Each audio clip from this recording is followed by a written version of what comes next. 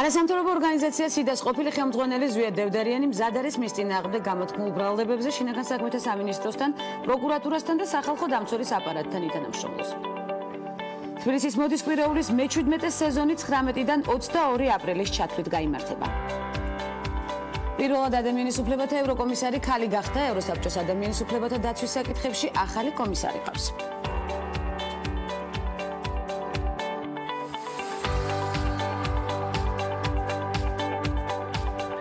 ამერიკულ ჟურნალ Vogue-დან შესაძლოა მთავარი რედაქტორი ანა ვინტური წავიდეს, გამოცემა Page 6-ის ინფორმაციით, ვინტური თავისი პოსტის დატოვებას ივლისში საკუთარი შვილის ბი შაფერის ქორწილის შემდეგ აპირებს. ვარაუდობენ, რომ Vogue-ის მთავარი რედაქტორის პოსტს ედვარდ ენინფულუ დაიკავებს, რომელიც ამჟამად ჟურნალის ბრიტანულ ვერსიას ხელმძღვანელობს. 68 წლის ვინტური გამოსამშვიდობებელი წერილის დაწერას New York Times-ის ჟურნალისტებს შეპირდა. ანა ვინტური მოდურ ჟურნალ Vogue-ს 1988 წლიდან ხელმძღვანელობს. ვიცით ეს ფაქტი, გასული წლის ნოემბერში ვინტური მასობრივი მედიის გასართობ სფეროში ყველაზე გავლენიანი ქალი გახდა და არც ეს გამოგრჩენია ცხადია ქალების ნარატივის სერიალში. ანა ვინტურს წარმატებას უსურვებთ მორიგ გადაწყვეტილებაში და მივადევნებთ თვალყურს მის მორიგ ნაბიჯებს. მანამდე გავიგოთ დღევანდელი სტუმრების ჩამონათვალი და ვნახოთ ნარატივის ანონსი.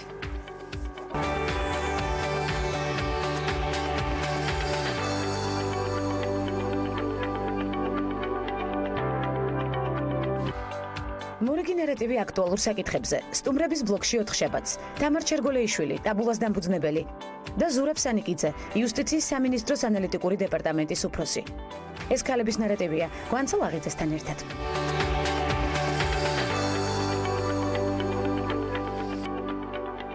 რეგიონული განვითარებისა და ინფრასტრუქტურის მინისტრი მაეცკიტიშვილი რწმუნებულ გუბერნატორებს შეხვდა სამუშაო შეხვედრაზე რეგიონებში არსებულ პრობლემებზე, ასევე მიმდინარე და დაგეგმილ ინფრასტრუქტურულ პროექტებზე ისაუბრეს. უწყების ინფორმაციით მაეცკიტიშვილმა ყურადღება რეგიონების საინვესტიციო პოტენციალსა და განვითარების პერსპექტივებზე გაამახვილა. საუბარი შეეხო მოსახლეობის პირველად საჭიროებებს და სერვისების გაუმჯობესების აუცილებლობას, მინისტრმა ადგილებზე არსებულ მდგომარეობასა და პრიორიტეტებზე გუბერნატორებისგან დამატებითი ინფორმაცია მიიღო და მათი წინადადებებიც მოისმინა.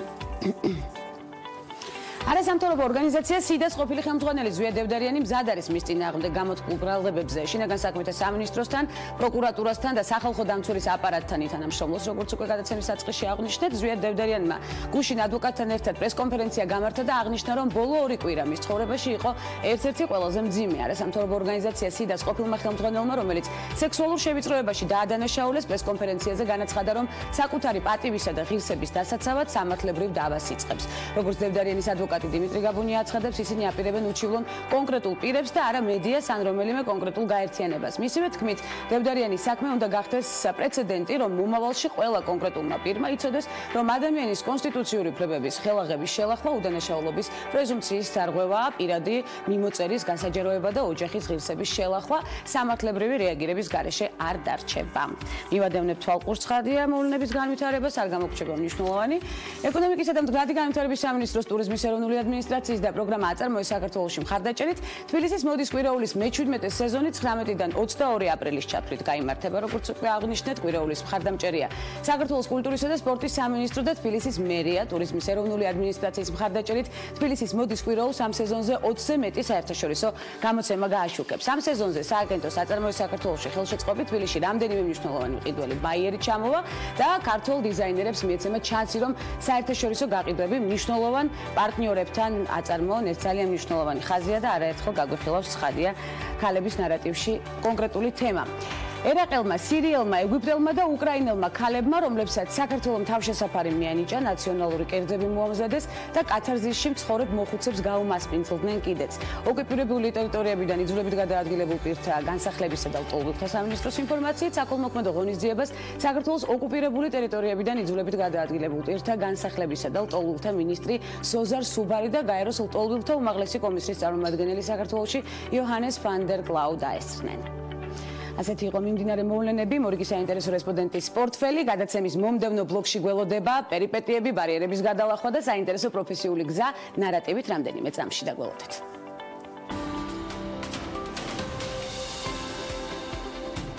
თინა ბრაუნი, ჟურნალისტი, ჟურნალის რედაქტორი და თოქ-შოუ The Diana Chronics-ის ავტორია. ბრაუნი 1953 წელს დაიბადა ბრიტანეთში. 2005 წელს კი ამერიკაში გადავიდა საცხოვრებლად. 17 წლის ასაკში ჩააბარა ოქსფორდის უნივერსიტეტში და ინგლისური ლიტერატურის ფაკულტეტის ბაკალავრის ხარისხის დიპლომი აიღო. აქტიურად იყო ჩართული უნივერსიტეტის ჟურნალის საქმიანობაში. სტუდენტობის ასაკში ასევე თამაშობდა უნივერსიტეტის თეატრალურ დასშიც. 25 წლის ასაკში გახდა ჟურნალ თეთლერის 1994-92 წლებში კი ჟურნალ Vanity Fair'ისა და The New Yorker-ის რედაქტორი. 2000 წელს ბრაუნმა ბრიტანეთის იმპერიის მეთაურის ორდენი მიიღო საზღვარგარეთ ჟურნალისტად მსახურებისთვის, ხოლო 2007 წელს ჟურნალისტთა დიდების ხეივანში შევიდა. 2008 წელს მიიღო ჯორჯ პოლკის და 10 ეროვნული ჟურნალის ჯილდო. იმავე წლის ოქტომბერში ბრაუნმა ბარი დილერთან თანამშრომლობით დააფუძნა ამერიკული ნიუს ვებსაიტი The Daily Beast, რომელიც 2010 წლისთვის ამერიკული ყოველკვირეული ნიუს ჟურნალი გახდა. 2013 წლის სექტემბერში ბრაუნმა დატოვა ჟურნალის რედაქტორის პოსტი და ახალი Tina Brown Media გახსნა, Media Beast-თან ერთად. ბარაკ ობამას პრეზიდენტობის პერიოდში ბრაუნმა მხარი დაუჭირა ერთსქესიანთა ქორწინებას. ასევე ის Women in the World-ის ყოველწლიურ მსოფლიოს სამიტზე ქალთა უფლებებს ანჯელინა ჯოლისთან, შერილ სენდბერგთან და კრისტინ ლაგარდთან ერთად იცავდა.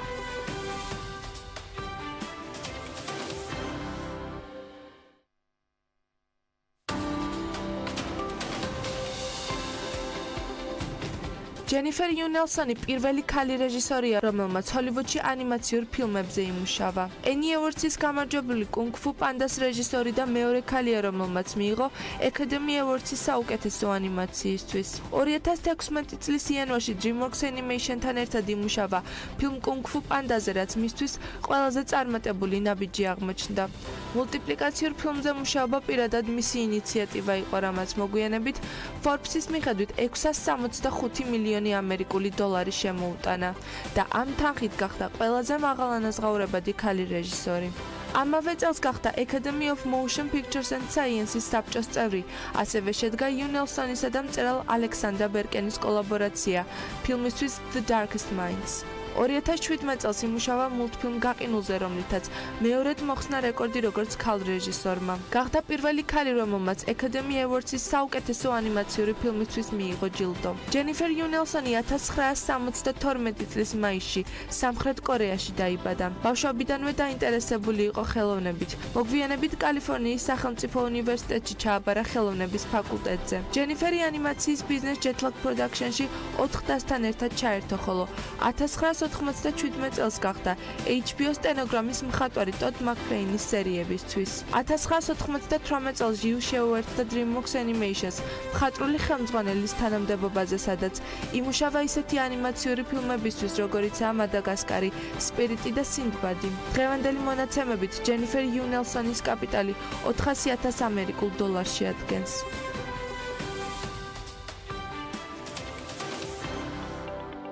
საერთაშორისო ურთიერთობების სპეციალობიდან სხვადასხვა თანამდებობა ევროპის საბჭოში, საქართველოს კანონმდებლობის ევროპულ სტანდარტებთან შესაბამისობაში მოყვანის პროცესში ბევრი აქტივობა და სამუშაო გზა ამერიკის შეერთებულ შტატებში იურისპრუდენციის მიმართულებით.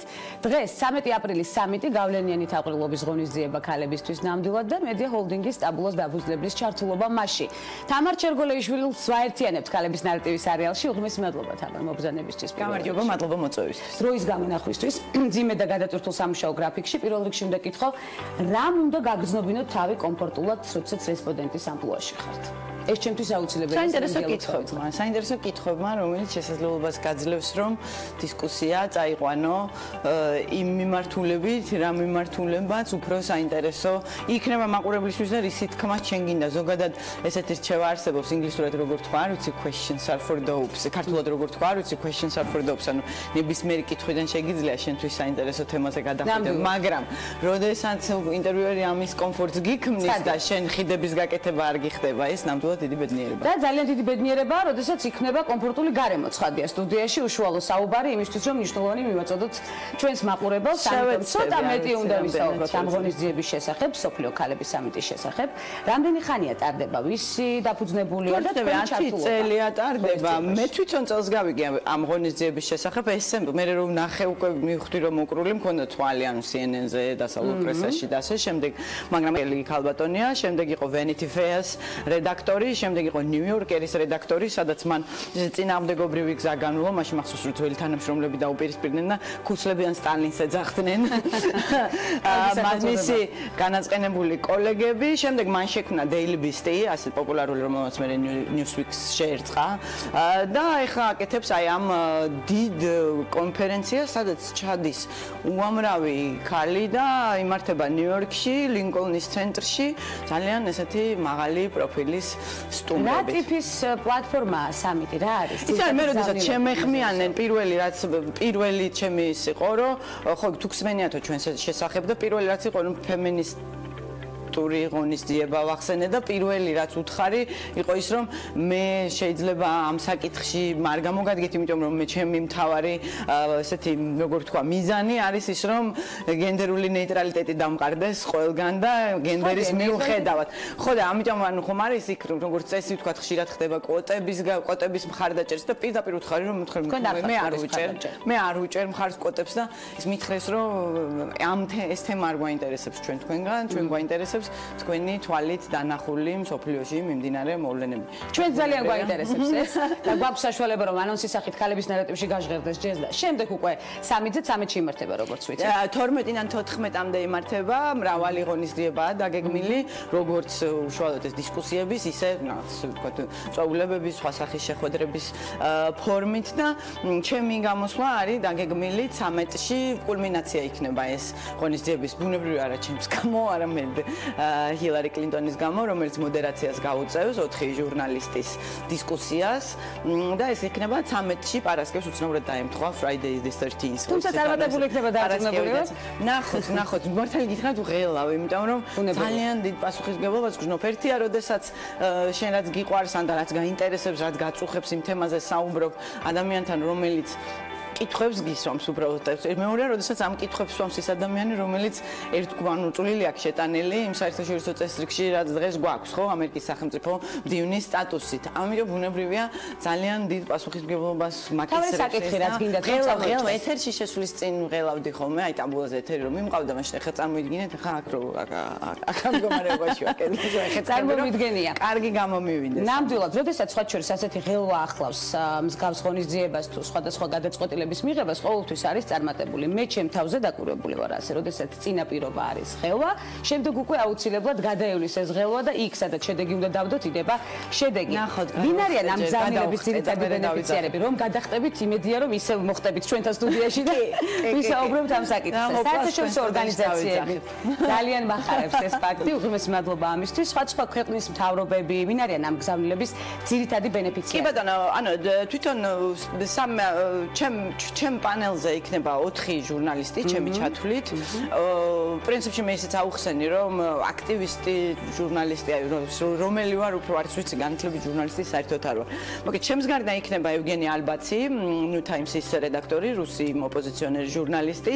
ეჩეტე მერკულალი იქნება, ასევე თურქი ჟურნალისტი, რომელსაც 2012 წელს თურქეთის დატოვება მოუწია ერდოღანის დევნის გამო და ასევე იქნება კერი გრასი, BBC-ის ჩინეთის ოფისის ყოფილი დირექტორი, რომელიც ახლახანს გადადგა ჩინეთის ბიუროდან შეუსაბამობის გამო ხელფაში კაცებსა და ქალებს შორის, თუმცა ჩინეთზე ისაუბრებს ის და არა ამ თემაზე კიდე სხვა პანელზეა, სადაც ამ თემას კაცებსა და ქალებს შორის ანაზღაურებაში განსხვავებას მიმოიხილავს. ვისაუბრებთ პუტინის რუსეთზე, ბუნებრივია, ვისაუბრებთ ჩინეთზე, ძენსაუპინის ჩინეთზე და ვისაუბრებთ ერდოღანის თურქეთზე და ბუნებრივია ამის, თქვათ, რაღაცა ამერიკამ რაქნას, ამერიკისთვის რამდენად არის ეს რელევანტური, ეს იქნება მთავარი ფოკუსი. თამარ, მიღმა იმისა, რომ მაშინ მსოფლიოს აღიარებული და ლიდერი ქალბატონები იღებენ მონაწილეობას და არა მხოლოდ ქალბატონები, რატომ არის ეს სამიტი პრესტიჟულებს შორის შეიძლება ასე ითქვას, ჩვენ მოვიძიეთ ინფორმაცია, როგორც თავად აღნიშნეთ, 3 წელს გავიგეთ ამ ღონისძიების შესახებ, არც მე მქონდა დიდი ინფორმაცია სწორედ ამ სამიტის შესახებ. ორგანიზატორების გამო ალბათ ისეთი ფორმა მიეცა ამ ყველაფერს კარგად აორგანიზებენ, რომ ფაქტია მაღალი პროფილის ღონისძიება, განსაკუთრებით ამას აფასებენ ჩემი ამერიკელი მეგობრები, იმიტომ რომ ვეუბნები რომ მანდ მიმიწვიეს, სრული ესეთი ექსტაზი ეწყებათ, ვერ ხვდებიან და ჩემთვისაც ისეთი მოულოდნელი იყო. იმიტომ რომ გახსოვთ ესენი რომ გამოქვეყნდა ეს პირადი ცხოვრების ჩანაწერების გამოქვეყნება რომ დაიწყო, ამას რა დაგავიწყებთ. მათ შორის იყო ერთ-ერთი ჩემიც და დათო კოზირიძის ეს ერთად მოხდა, ხო? გამოქვეყნება ამის. დათო უკვე დათოს გადაცემა ეხა ძალიან გვახარებს კოოპერაცია. პირველსაც გადის ჩვენ შორის თანამშრომლობა შედგა. და რო 2 წლის წინ დამიკავშირდა ერთ-ერთი ჟურნალისტი ნინა ჯანკოვიჩი, რომელსაც მოუნდა ამ თემაზე სტატიის დაწერა და ჩემი კომენტარი მთხოვა. სტატიის თემა იყო როგორ ხდება დეზინფორმაციის მიერ ქალების ტარგეტირება და იყო ჩემზე და უკრაინელ დეპუტატზე, რომელსაც ასევე რაღაც ესეთი როგორ თქვა, წამგებიანი, მოდი ასე ვთქვათ, ფოტოში მიამსგავს ეს ვიღაცას, აი როგორც აი დათო კოზირიძის შემთხვევაში იყო, ხო, ვიღაც მიამსგავს ეს ფაქტობრივად პორნო ფილმში და კი ბატონო, კარგად გაიგეს, ხო გახსოვთ, იგივე იყო იმ ქალის შემთხვევაშიც და ნუ ჩემ შემთხვევაშიც რაც იყო, ხო იყო, ანუ რაც მოკლედ ნამდვილად ამის ნეგატივის გახსოვნება ამაზე და არ მახსენდება სხვა შორის ძალიან ნეგატიურად, ერთ-ერთი გამოცდილებაა და ერთ-ერთი ვარიანტი როგორც გამოცდილებას ისე ვიღებ და დამიკავშირდნენ რომ აი ქალების ტარგეტირება და მე ჩემი კომენტარი იყო ის რომ ქალების ტარგეტირება კი არ ხდება. უბრალოდ ქალები ოლი სამიზნეები ვართ ამ შემთხვევაში, იმიტომ რომ საზოგადოებაში არსებული სტერეოტიპების გამო კაცისთვის რომც გამოქვეყნდეს, კაცს რომც გამოუქვეყნონ პირადი ცხოვრების ჩანაწერი ღალატი იქნება თუ სხვა რამ, საზოგადოება არ გაკიცხავს, მაქსიმუმ ოჯახში შეექმნას პრობლემა. ქალებს რომლებსაც მოეთხოვებათ რომ, რა ვიცი მე ამის ქალიშვილებმა გააჩინონ ბავშვები, ხომ? ამ შემთხვევაში ქალები უბრალოდ იოლი სამიზნეები ვიყავით, თორე ზუსტად დაკოზირიძის მაგალითი ცნობიერების ამაღლებაა საჭირო? რა არის? რა ნაბიჯებია გადასაძლებელი? რომ ჩვენი საზოგადოება სოციალური ტრანსფორმაციის პროცესს გადის, განსხვავებით აღმოსავლეთ ევროპისგან, სადაც უკვე საზოგადოება, ურბანული საზოგადოება, როცა საბჭოთა კავშირი დაიშალა, ძალიან ძლიერი იყო და ჩვენთან ესე არ მოხდა, ხო? ჩვენ მოდერნიზაციას გავდივართ და ბუნებრივია ამ პროცესში ამ სტერეოტიპების მსხრევაც ხდება და უფრო მეტი უნდა ვიმუშაოთ იმისთვის, რომ ქალები არ ვიყოთ იოლი სამიზნეები და ვიყოთ ისეთივე, ყოველ შემთხვევაში კაცებისგან არაფრით განსხვავდებოდეთ. აი ამას უნდა მივახციოთ და ბუნებრივია თამარ, ძალიან აქტიური სამუშაო გზა გაქვთ გავლილი სხვადასხვა თანამდებობაზე, სხვადასხვა მნიშვნელოვანი პროექტი მახსენდება თქვენს ხარჯზე. თქვენ პირადად როგორ არღვევთ და ამსხვრევთ სტერეოტიპებს? მაინტერესებს აი პირველი ნაბიჯებიდან, როდის გაჩნდა ეს სურვილი, რომ საზოგადოებაში არსებული სტერეოტიპები გაგიაზრებინათ და დაგემსხვრიათ თქვენი კონკრეტული ნაბიჯები? არ მიყვარს ჩემთან ლაპარაკი დიდად რომ მე რაღაცა დავამსხვრიე და გამოვამსხვრიე, ანუ არ მგონია ჩვეულებრივად. ხასიათის საკითხია ყველაფერი საბოლოო ჯამში, სად იზრდები, როგორ ოჯახში იზრდები, რა აღზრდას გაძლევს შენი მშობლები, რას გინერგავენ. მე მაგალითად, აი ხშირად რო ხდება ხოლმე აი სკამათი იმასთან დაკავშირებით, რომ აი თუ თქვათ მეტი ქალი იქნება პოლიტიკაში, ეს ავტომატურად ნიშნავს იმას, რომ ქალები უკეთესად იგრძნობენ თავს, ამას სწორედ ამიტომ არ ვეთანხმები. დედაჩემი, რომელიც ყველას ძალიან მიყვარს დედამიწის ზურგზე. მაგალითად, იყო უფრო მშვიდია, მშვიდობის არ უნდოდა რომ არავისთან მებრძოლა, უნდოდა რომ რაღაცნაირად ყველას ყვარებოდი, მით უმეტეს ამის რესურსს ხედავდა ესე, რომ შესაძლებელია ცოტა გავჩნდები, რომ ყველას უყვარდე. განსხვავებით მამა ჩემისგან, რომელიც სულ მინთებდა, სულ მაგულიანებდა, რომ მე ეს გამომივა, რომ ჩემი აზრი უნდა ვთქვა, რომ ყველას რაცაც ვფიქრობ, ის უნდა ვთქვა, სკოლიდან დაწყებული პრობლემები მქონდა. ამის დაბალანსება შესაძლებელია პრინციპში. სკოლიდან დაწყებული მქონდა პრობლემები, მახსოვს დედაჩემი რომ მიდიოდა მშობელთა კრებაზე, მოდიოდა სწავლასთან დაკავშირებით, ბუნებრივია არანაირი პრობლემა არ ქონდა, მთავარი პრობლემა იყო ყოფაქცევა, იმიტომ რომ მასწავლებლებს ვეპასუხებოდი და მე ვიტყოდი რომ ხშირად წყობიდანაც გამომყავდა, იმიტომ რომ არ ვეშვებოდი, ესე თუ წინააღმდეგობას დავინახავდი და ვთვლიდი რომ მე მართალი ვარ მით უმეტეს და იყო ხოლმე ის რომ აი კლასელი მყავდა ერთი, აი ბიჭებს ვაი მიშიკო დარჩიაშვილი, ხო ბიჭია ის რატო არ იმის მშობლებს რატო არ ეუნებიან ამდენ საყვედურს მიშიკო დარჩიაშვილი ახლა გვიყურებს იმედია და მოვიკითხოთ მიშა დარჩიაშვილი ამერიკის ჩვენ საელჩოში მუშაობდა, მე ამერიკაში ჩემი კლასელი არის, მე თავდაცვის სამინისტროში იყო მგონი მოადგილე იყო ალასანიასი და ეს ქონდა აი მიშიკო დარჩიაშვილი, ვეუბნები დამანებე თავი ამ მიშიკო დარჩიაშვილი. საზომი იყო ერთ-ერთი მიშიკო დარჩიაშვილი. რატო არ ეუნებიან ამდენ საყვედურს, რატო მეუნებიან მე, ანუ გოგოს მშობელს ყოფაქცეინ ყოფშენი მოგწევი. აფკა ჩაგირტყიათ თავში ბიჭი ჩავრტყამთ. მე პირველი ტვინი შერყევა ეგრე მივიღე, პატარა ბიჭი იყო ჩემი კლასელი და მოვწონდი და ესე გამოხატა. მოვწონდი და დავცინე რაღაცაზე დავცინე და გაბრაზდა და უკნიდან გამოქანდა. ესე სკოლიდან გამოვდიოდი მახსოვს და ჩამარტყა ისე რომ წავიქეთ. თავისივე პაპკა, ეგრეთ წოდებული. წიგნებით გატენილი ჩამარტყა უთხრა გამწარებულმა, უნდა ეს იყო თან იმის გამოხატვა, რომ მოუწონდი რეალურად და ხო, ასეთი გამოხატვა ხო, აი მე მაშინ რეაქცია რა იყო საინტერესოა შემდეგ. სამი კვირა ვიცექი ტვინის შერყა. და ახლაც გახსოვთ მთელი ცხოვრება, ის ადამიანი, რომელსაც უდოდა რომ დამახსოვრებოდით მთელი ცხოვრება და რაღაცას აქ მოახერხა პრინციპში. საინტერესოა ტაბულას გეგმები, ძალიან საინტერესოდ საუბრობს თქვენს პირველ ნაბიჯებზე და ბარიერულ გზებზე ცხადია, მაგრამ ტაბულას ასევე ძალიან დიდი ანაბეჭდი აქვს დატოვებული გზაზე, თქვენს პროფესიულ გზაზე. აქვს თუ არა გეგმებში ტაბულას ვთქვათ დაუბრუნდეს საგამომცემლო სივრცეს, იგივე სატელევიზიო ფორმატში. არა, ჩვენ დროს არ ვეწინააღმდეგებით როგორც წესი, დრო მოიტანა ის რომ ინტერნეტის როლი იზრდება, ტრადიციული მედიის როლი მცირდება, ამიტომ ჩვენ მივყვებით დროს და ვცდილობთ რომ იქ გავიმაგროთ, მით უმეტეს რომ ეს დრო ჩვენ სასარგებლოდ მოქმედებს, განსხვავებით ტელევიზიისგან, ინტერნეტში ნაკლები რესურსით შეგიძლია რომ პოპულარული იყო და საბოლოო ჯამში ანუ როდესაც ტაბულას ვაკეთებდით, მაშინ მახსოვს რომ პირველი ეს როგორი ჟურნალი გინდა რომ როგორი მედია გინდა რომ გააკეთო და ამისოს კითხვა და პასუხი ჩემი იყო და რეალურად ეს მინდოდა რომ ეს ყოფილიყო არა რაღაცა ელიტისტვის ან განსაკუთრებული ჭკვიანებისთვის განკუთვნილი ჟურნალი, არამედ ნებისმიერი ადამიანისთვის ხელმის ანუ მისაწვდომი და ნებისმიერი ადამიანისთვის გასაგებ ენაზე გვეწერა ყოველგვარი პრეტენზიის გარეშე რაღაცა ექსკლუზიურად ჭკვიანობაზე. და ამაზე მე ჟურნალი რო გამოვიდა, თქვა აი 2000 წალი, 3000 წალი იყიდებოდა და მეტი არა, ჩემი კეთილის მსურველებიც, მათ შორის ჩემი ქმარიც, სულ დამცინოდნენ რომ საბოლოო ჯამში მაინც ელიტისტური ჟურნალი გააკეთე და არ გამოვიდა ის რაც გინდოდა. ნუ მე რასაკვირველია ამას ყველაფერს არ ვეპუებოდი, ვაგრძელებდი და საბოლოო ჯამში აღმოჩნდა რომ 2017 წლის განმავლობაში მას შემდეგ რაც ვიარეთ, ბუნებრივია ამ ყველაფერმა წვლილი შეიტანა ის რომ ჟურნალი ხელში ეჭირათ ამან ტაბულას ცნობიერება, ამ ტაბულას ვთქვათ შესახებ იმ ტაბულას ცნობადობა გაზარდა, ის რო ტელეეთერში გავედით, ამან ბევრი სპიკერი, ახალი ავტორი შეგვიძინა და მე უკვე ამ ყველაფრის მე ონლაინ სივრცეში რო აღმოჩნდით, დაიწყო ჩვენმა და 2,600,000 სახელსაწყოდან ანუ ვიზიტორი ყავდა 2017 წლის განმავლობაში და ეხლა 2 მილიონი რანაირად არის უკვე ეს უკვე შედეგია, კი ბატონო. ეს უკვე შედეგია და ძალიან ბედნიერი ვარ ამით, რომ ესე მინდის ყველაფერი, ესე კარგად მინდის წინ იმედი მაქვს, რომ ხელი არ შემეშლება, პირიქით ფიქრობ, რომ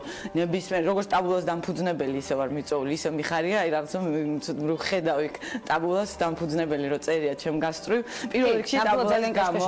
იმიტომ რომ სულ მინიმუმ კითხვა დაისმება, რომ რა არის ეს ტაბულა. რა და ეს არის მედია ჰოლდინგი. კი ბატონო, მე მაინც სამომავლო გეგმები მაინტერესებს, მინდა ანონსის სახით ჩემს გადაცემაში გაჟღერდეს ექსკლუზიურად რა იქნება სამომავლო გეგმები. ტაბულას მიმართებით გასაგებია დიჯიტალი წარმოიწვია მთელს მსოფლიოში ამაზე საუბარი, თუმცა მე ვფიქრობ რომ მაინც თავისი ნიში აქვს ბეჭდურ მედიასაც, ასევე ტელევიზიას და შენარჩუნდება ეს მრავალი წლის განმავლობაში. ბუნებრივია, შენარჩუნდება, მაგრამ უკვე როდესაც ბაზარი განაწილებულია, ანუ ტელევიზია ძალიან ბევრ რამეს ჩვევაზეა, მე რატო ვიჭიდაო იქ რაც მცირდება, რაც ისედაც მცირდება, ხო? მაყურებლების რაოდენობა მცირდება, იქ არის რუსთავიორი, ხართ თქვენ, არის იმედი, ძალიან სამწუხაროდ კიდე კარგი თქვენ ხართ, იმიტომ რომ გახლეჩილია, ხო? ძალიან გახლეჩილია, ვთქვათ, ერთი მხარე, ანუ ძალიან როგორ ვთქვა, პოლარიზებულია თვითონ მედია. თქვენ ხართ ის მედია, რომელიც სადღაც შუაში, პრინციპში ყველას აძლევთ ფორუმს სალაპარაკოს და არ არჩევთ ადამიანებს იმის მიხედვით. თქვენ დამი რა დამოკიდებულება აქვს, ან სხვადასხვა პოლიტიკური პარტიებისადმი რა დამოკიდებულება აქვს, თქვენ ამ შემთხვევაში ნამდვილად გამონაკლისი ხართ. რაც შეეხება თვითონ გეგმებს, კიდევ ერთხელ ვამბობ, ანუ იქ სადაც სივრცეა, ბუნებრივია, იქ მირჩევნია კონკურენციის გაწევა სხვებისთვის, ვიდრე იქ სადაც სივრცე იზრდება, უბრალოდ ვიდრე სადაც სივრცე მცირდება. ბუნებრივი რეაქცია ჩემი მხრიდან, ამიტომ ონლაინ ვაპირებთ, გაგრძელებთ ტაბულას ძირითადად მთავარი ის არის, რომ 50%-ზე მეტი, სადღაც 60% არის 35 წელს ქვემოთ. ჩვენ გვინდა რომ 35 წელს ზემოთ მაყურებელზეც ანუ კითხველიც მივიბათ და გავიდეთ მათზეც, ამიტომ შეიძლება ამ მიმართულებით რაღაც სამუშაო გავწიოთ, თქვათ დავამატოთ ისეთი თემები, რაც მათ მოსწონთ, მაგრამ საბოლოო ჯამში ახალგაზრდებზე მუშაობა ძალიან კარგია და ძალიან კარგია რომ ეს ახალგაზრდები ჩაბმული ყავს წმინდა პრაგმატული მოსაზრებებიდან გამომდინარე, იმიტომ რომ ეს ახალგაზრდები დიდხანს იცოცხლებენ და როცა შენ მობმული ყავს დიდხანს მოყვება შენ. შესაბამისად ბუნებრივია სტრატეგიული გათვლა, ბუნებრივია ეს ჩემ მოგონილი არ არის, ეს ნებისმიერ დასავლურ მედიას ვკითხო, ახალგაზრდაზე ნადირობს, იმიტომ რომ მე ის დიდხანს მიყვება მას როგორც მკითხველი.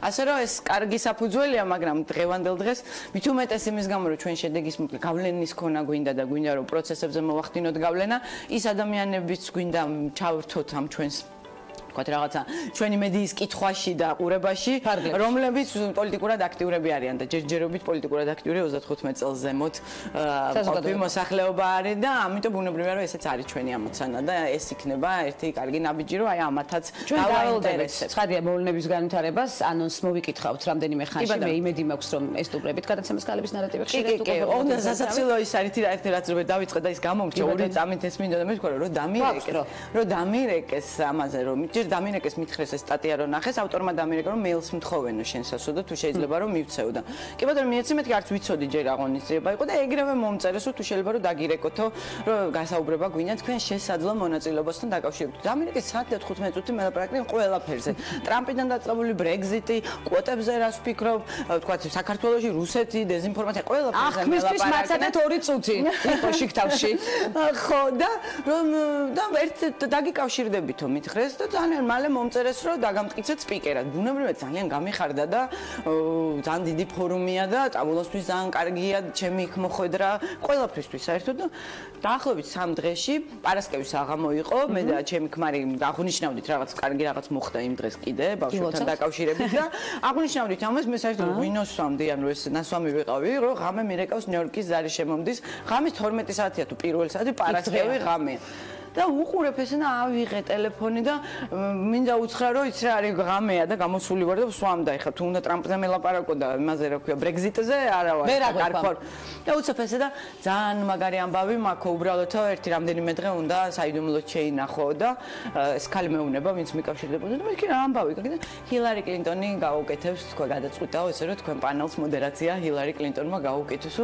და ეგრევე გაეცით საიდუმლო ოჯახში პირველი იყო ქმარი ვისაც თქვა ჩემ ქმარი გიდგა უბრალოდ oh my god რო ყვიროდი თავში მქონდა და ტრიალებდი ერთად ვერ მიხვდა რას ვაკეთებ ანუ საერთოდ ვერ მიხვდა ასეთივე შედეგი იქნება სამიტიდან დაბრუნებული თამარ ჩერგოლეიშვილის შეძახილი პირდაპირ ქალების ნარატივში დარწმუნებული ვარ მე ძალიან დიდი იმედი მაქვს რომ წარმატებით იმედი არ მაქვს დარწმუნებული ვარ ამაში აბსოლუტურად მე თქვენი აქტიური ნაბიჯებიდან გამომდინარე და იმ აქტივობიდან და იმ აქტიური ცხოვრების წესიდან გამომდინარე მინდა დავსვა ეს კითხვა იმისთვის რომ ჩვენ მაგალითები გვჭირდება ცხადია ჩვენ გვჭირდება ბარიერების გადალახვის მაგალითები და სხვადასხვა ასევე განტვირთვის მაგალითებიც აქტიური სამუშაო გრაფიკში მყოფი ადამიანებისთვის მნიშვნელოვანია. სად არის ის ადგილი, სადაც მუდმივი აქტიურობისგან ისვენებთ?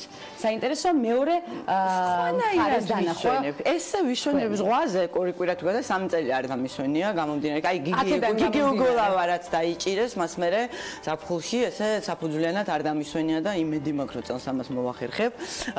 ანუ ერთი ეგ არის რომ ზღვაზე ვისვენებ, მაგრამ ისე ზოგადად რო გითხრათ რომ განტვირთვა არ არის ჩემთვის ის თქვა რასაც ჩართულობა ანუ ესე ვიტვირთები არ სამუშაო პროცესშიც მაშინ ხან ვერ ხვდა გიგას და მე ესეთი დივანი გვაქვს სახში რა სადაც გრძელი მხარე უყურებს ტელევიზორს და აქეთ-აქ მოკლე მხარე რა და მე გიგას ტელევიზორს უყურებს და მე ზურგი ტელევიზორისკენ თავი ტელევიზორისკენ კომპიუტერთან ვარ და ვერ ხვდება რას ვაკეთებ ანუ Facebook-ზე ვიღაცასთან ვერთობი კლინტონთან ერთად გამოსვლის სიტყვას ვწერ თუ რა იმიტომ რომ გამომეტყველება ერთნაირი მაქვს მე სულ ვერთობი ესეთი ვერ ხვდება საერთოდ რას ვაკეთებ რას თამაში გეკითხება არაფერი უცებ ვეტყვი რომ აი ამის თქმას ვაპირებ კლინტონთან და როგორ ფიქრობ სწორია თუ არა ეხა ამას წერდი კი ამას მე ერთგვარი ბლიც კითხვების ფორმატი მინდა რომ გამოვიყენო იქიდან გამომდინარე რომ ცოტა გვაქვს დრო საინტერესოა როგორია თამარის სამზარეულოში საყვარელი კერძი რომელსაც თავადაც სიამოვნებით ამზადებთ სამზარეულოში როგორი ვარ? რა ვიცი, არა ვარ როგორც წესი სამზარეულოში, არ მიყვარს კეთება,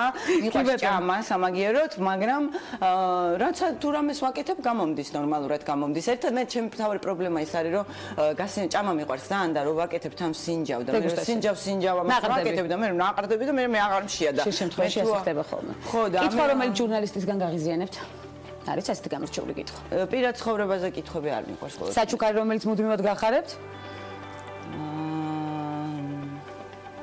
საჩუქრებიც არის არ ვიცი რა מחარებს ესე მუდმივად. ზოგადად მიყვარს რომ საჩუქრებს საჩუქრებს ცოტა ისე მჩუქნიან, ფრთხილად მჩუქნიან ის ადამიანები ვინც მიცნობ. იმიტომ რომ ჩემით მიყვარს არჩევა ყველაფრის და არის ციანის მომეწონება თუ არა ძირითადად ტელეფონი და კომპიუტერი მიხარია ხოლმე, იმიტომ რომ ორივეს ვიღებ. ზოდის გაქვს დაბადების დღეს ახოთ მაინც და უცნაურად მივიღებ ან ერთს ან მეორეს.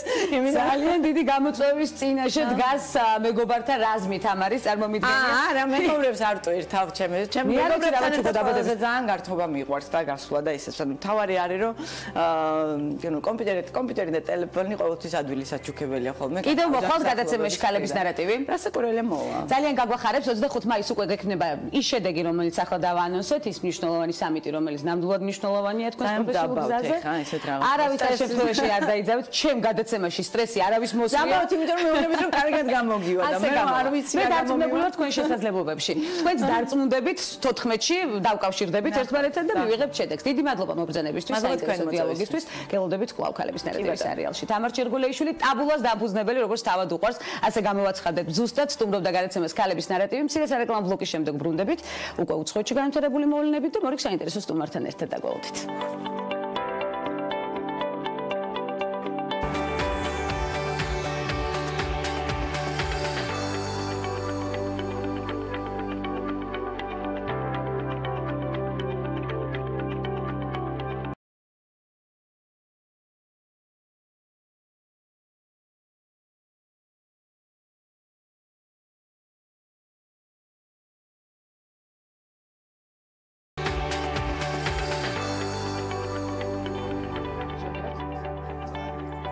ქალთა მიმართ ძალადობისა და ოჯახში ძალადობის აღკვეთის, ძალადობის მსხვერპლთა დაცვისა და დახმარების შესახებ საქართველოს კანონში ცვლილებების შეტანის თაობაზე ვსაუბრობთ სტუმართან ერთად. იუსტიციის სამინისტროს ანალიტიკური დეპარტამენტის უფროსი ზურაბ სანიკიძე სტუმრობს გადაცემას. მოგესალმებით, ბატონო ზურაბ, უღმესი მადლობა მოგბრძანებისთვის. შეგვიძლია პალდეტეს ჩაი დავაგემოვნოთ, ვიცი რომ ყავის მოყვარული ხართ, თუმცა ჩაიც ძალიან კარგია დიალოგის საწყისში.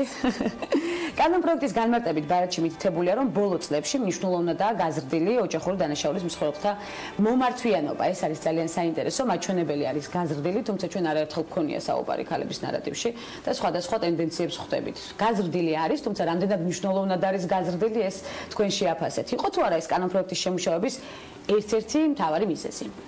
მოგესალმებით კიდევ ერთხელ, მივესალმებით ჩვენს მაყურებელს. დიახ, თქვენ სწორად აღნიშნეთ, რომ ერთ-ერთი მიზეზი იყო ზუსტად მიმართვიანობის გაზრდა და ზოგადად ოჯახში ძალადობის მაჩვენების ზრდა.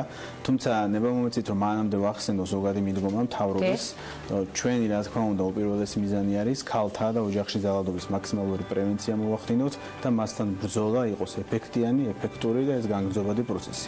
ეს არ მთავრდება რა თქმა უნდა მხოლოდ ამ კანონპროექტით, ისევე როგორც არ დაწყებულა მხოლოდ ამ კანონპროექტით, ჩვენ შარშან და შარშანწინ სტამბულის ოჯახში ძალადობის და ქალთა ძალადობის წინააღმდეგ კონვენციის რატიფიკაცია მოვახდინეთ.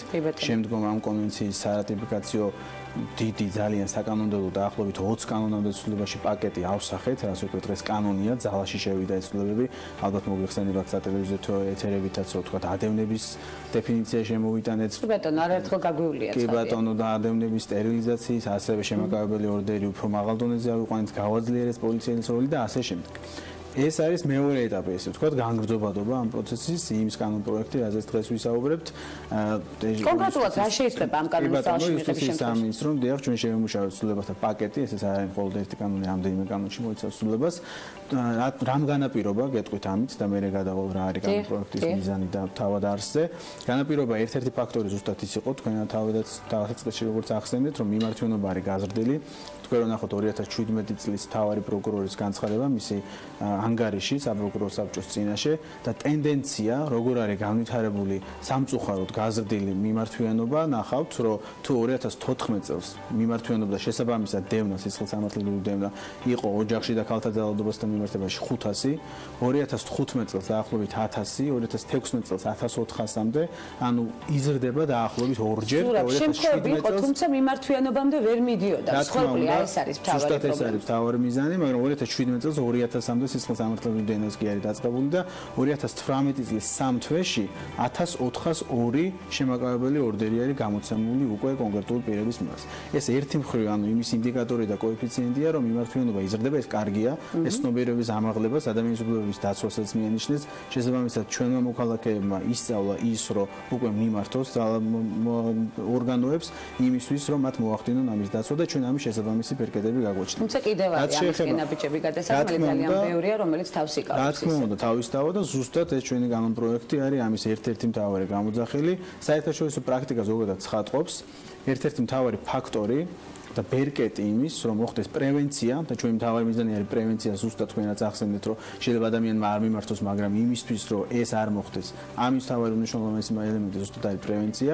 ან თუ მოხდა, ну სამწუხაროდ რა თქმა უნდა, ყველა დანაშაული ხდება, მაგრამ მთავარია, რომ ამის ზუსტი, ეფექტიანი კანონმდებლობა და ასევე ბერკეტები და პრაქტიკა გქონდეს ადგილზე, ეს ზუსტად ამას უზრუნველყოფს ის მიდგომები და ასევე ის კანონპროექტი, რაზეც დღეს ვისაუბრებთ. ანუ მთავარი მიზანი რა არის, რაზეც ვამბობდი, რომ საერთაშორისო პრაქტიკა, ეგრეთ წოდებული საუკეთესო გამოცდილება, რასაც ხატყობს, რომ ოჯახში და ქალთა წინააღმდეგ ეს არ არის მხოლოდ ქალთა ძალადობის დაცვა, ესეც უნდა გაუსვათ ხაზი, ოჯახში ძალადობა უფრო ფართოა. რა თქმა უნდა, ქალთა სეგმენტი არის ერთ-ერთი მნიშვნელოვანი სენსიტიური, თუმცა ის იცავს ნებისმიერ პირს, ასაკის, სქესის და ნებისმიერი ნიშნის ბავშვი თუ ქალი ცხადია. და ერთ-ერთი მნიშვნელოვანი ფაქტორი ზუსტად ჩვენი ცვლილებებით რაც შემოდის, ამ ახალი ცვლილებებით, რომელიც უკვე პარლამენტშია წარდგენილი და საკომიტეტო მოსმენები არის დაწყებული, არის ის, რომ იარაღის შეზღუდვა ხდება ამ კონკრეტულ შემთხვევებში. ანუ იარაღის შეზღუდვა, იარაღის სარგებლობის შეზღუდვა, სარგებლობა გულისხმობს ნებისმიერ სარგებლობას, ეს იქნება დამზადება, ეს იქნება შეძენა, ეს იქნება გადატანა თუ ასე შემდეგ, ფლობა, შენახვა, ნებისმიერი სახით იარაღის შეზღუდვა, ეს არის ერთ-ერთი მნიშვნელოვანი ფაქტორი ზუსტად იმის, რომ ოჯახში ძალადობა კიდევ უფრო მეტად დავიცვათ, მოვახდინოთ მისი პრევენცია და მასთან ბრძოლა. ჩვენ კონკრეტული ცვლილებებით, აი ჩვენს მიერ შემუშავებული ცვლილებებით, რომელიც მიზანიც არის ზუსტად პრევენცია და ბრძოლა ძალადობასთან, ბუნებრივია, შემოვიტანეთ სასჯელის ახალი სახე, რომელსაც დავარქვით იარაღით უფლების სარგებლობის შეზღუდვა. მანამდე, ანუ დღევანდლამდე, სასჯელის ამ სახეს კანონმდებლობა არ იცნობს, ჩვენი კანონი და სამართლებრივი სივრცე და არც პრაქტიკა ბუნებრივია. ჩვენ შემოგვაქვს სასჯელის ეს ახალი სახე, ჩვენ გავიცანით სხვადასხვა საერთაშორისო მიდგომებს და ეს ეგრეთ წოდებულ საუკეთესო გამოცდილებად არის მიჩნეული და ჩვენც რა თქმა უნდა ქართული საჭიროებების და გარკვეული წახნაგების გათვალისწინებით გადმოვიტანეთ ეს მომენტი. ზურაბ, რამოდენში ჩაეშვება თქვენი გათვლებით? ჩვენ ეს უკვე პარლამენტშია საკომიტეტო მოსმენებზე, მთავრობამ უკვე დაამტკიცა, გადაიგზავნა პარლამენტში და ჩვენ გვაქვს გონივრული მოლოდინი იმის, რომ ძალიან მალე უკვე პარლამენტი ამ კანონს მიიღებს. თავარი არსი არის, რა თქმა უნდა პროცედურული ნიუანსებიც არის, მაგრამ ხა დროის ინტერესებიდან გამომდინარე თავარზე გავამახვილებ ყურადღებას, ეს იქნება სასჯელის სახე 1-დან 5 წლამდე კონკრეტულ შემთხვევაში შეიძლება დაინიშნოს და რაც არის მნიშვნელოვანი, არ არის აუცილებელი, რომ იარაღი დანაშაულის ობიექტად იქნეს გამოყენებული.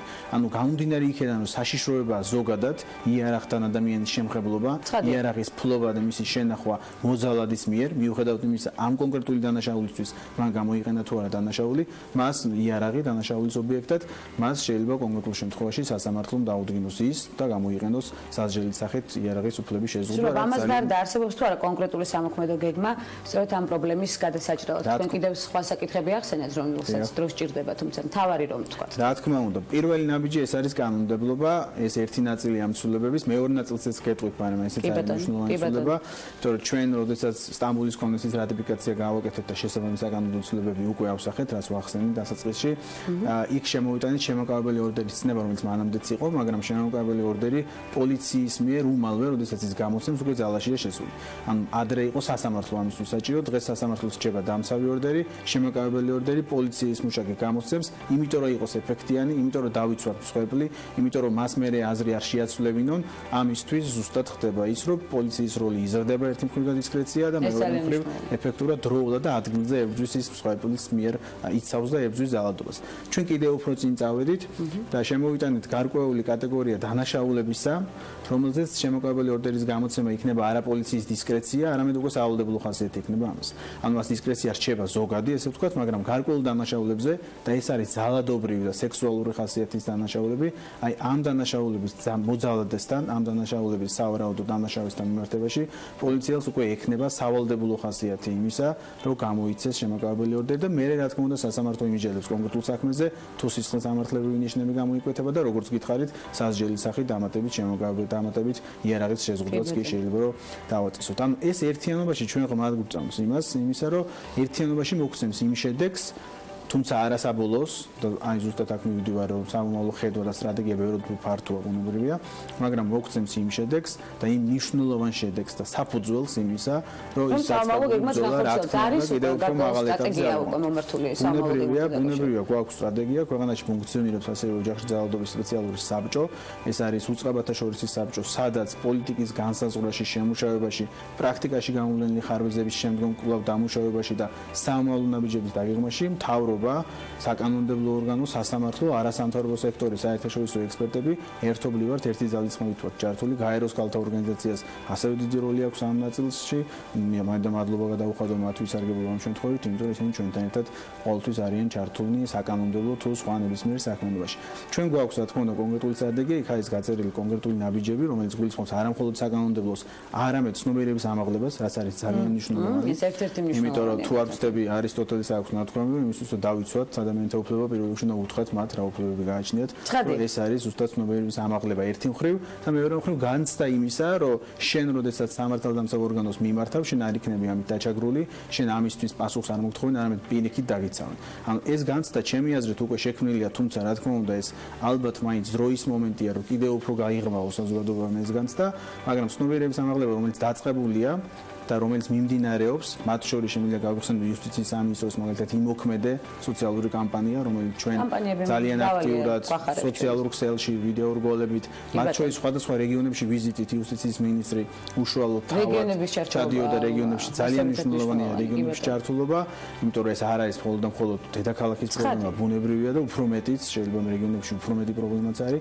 ამიტომ ჩვენ ამ კუთხით ერთიანი სტრატეგია გვაქვს, რომელიც კანონმდებლობას, პრაქტიკას და ცნობიერების ამაღლებას ამ სამივე ელემენტს ერთიანობაში წამოწევს. ახარებს თქვენი გადადგმული ნაბიჯები დავამატებ შინაგან საქმეთა სამინისტროს დეპარტამენტს, ადამიანის ახალი დეპარტამენტი, რომელიც შეიქმნა მოგეხსენებათ, ადამიანის უფლებების ეგრეთ წოდებული დეპარტამენტი, რომელიც ერთ-ერთი მთავარი ნაწილი, ზუსტად მათი სეგმენტი არის ოჯახში ძალადობა და ისინი, რა თქმა უნდა, ზოგადად ყველა სხვადასხვა ორგანოსთან ერთად ზუსტად მათი მიმართულება იქნება ის, რომ ეფექტიანად ებრძოლონ ძალადობას, მათ შორის ოჯახში და ქალთა ძალადობას.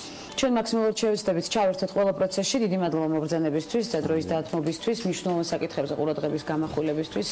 ნამდვილად ბევრი ნაბიჯია გადასადგმელი, თუმცა კარგია რომ ამდენი აქტივობაა და ჩვენ შედეგს ველოდებით. ცხადია, უკვე არსებულ შედეგთან ერთად უფრო დიდს. ზურაბ სანიკიძე იუსტიციის სამინისტროს ანალიტიკური დეპარტამენტის უფროსი სტუმრობდა გადაცემას. მნიშვნელოვან საკითხებზე გავამახვილეთ ყურადღება და არაერთ გზის იქნება, ცხადია. ეს საკითხი ჩვენი მთავარი თემა. ასეთი იყო დღევანდელი ნარატივი. ხვდებით ერთმანეთს ზუსტად 11 საათზე. ხვალ ცხადია მორიგი აქტუალური და მნიშვნელოვანი საკითხების განსახილველად დროებით.